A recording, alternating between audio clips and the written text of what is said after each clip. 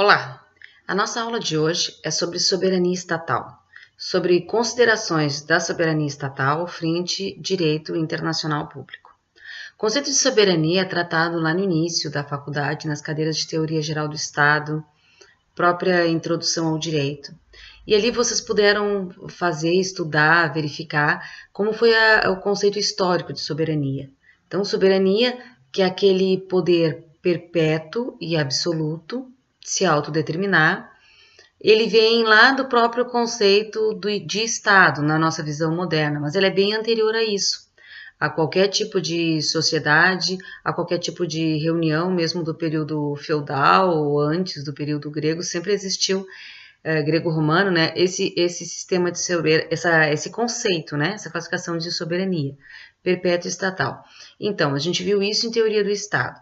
A gente tem esse conceito muito forte, todo o curso do direito, onde nós estudamos direito penal brasileiro, direito civil brasileiro, né? Então, nós estamos sempre verificando uma realidade como se a realidade do nosso país, do nosso estado, fosse uma realidade mundial.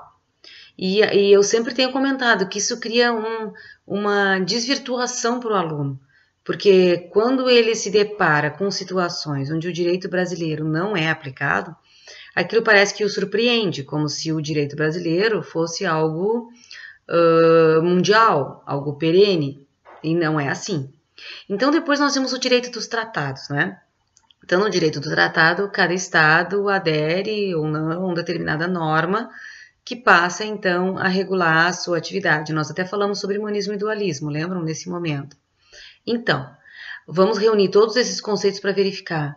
Soberania, então, é aquela medida, né, ou até uma ausência de medida, mas é aquela completa determinação perpétua, perene, para me autorregulamentar, para definir o que é norma, o que é o direito, meus atos, etc., com todas as suas implicações.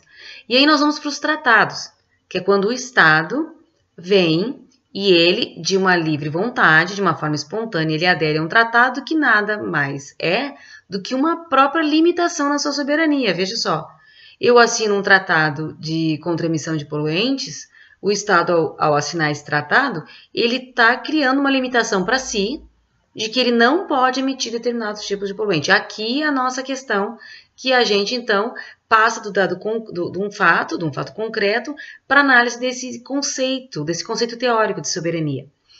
Então, o tratado seria um limitador de soberania, isso os mais clássicos ortodoxos vão dizer, soberania não admite limite, se tiver limite, não é soberano. E a moderna visão do direito internacional, sim, isso é perfeitamente possível. Não significa que você não está aderindo. Olha, vamos transportar isso para um conceito da pessoa de natureza privada. Eu sou obrigado àquilo que a lei me obriga e aquilo que eu voluntariamente vou assumir mediante contrato.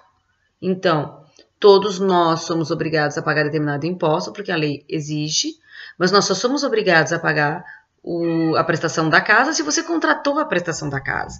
Aí que surge a limitação do direito estatal. Como vocês já estão acostumados, quando eu vou para frente do computador, o meu gatinho vem participar da aula, né? Então, nesse dia chuvoso.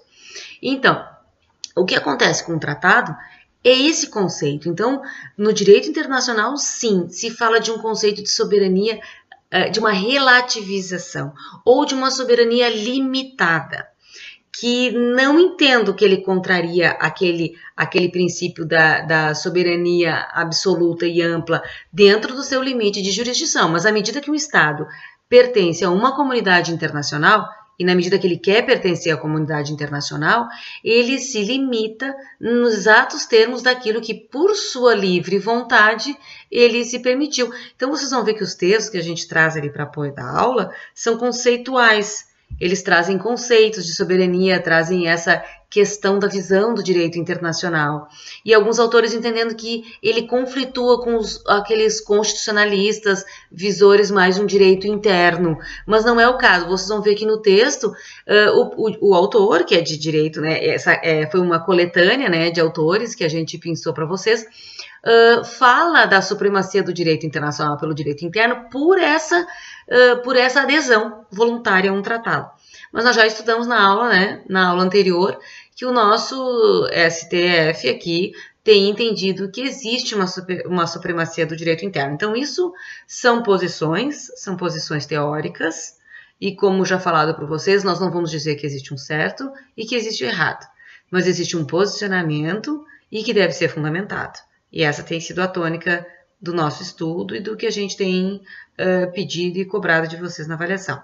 Tá ok? Um bom estudo para todos e um bom fim de semana.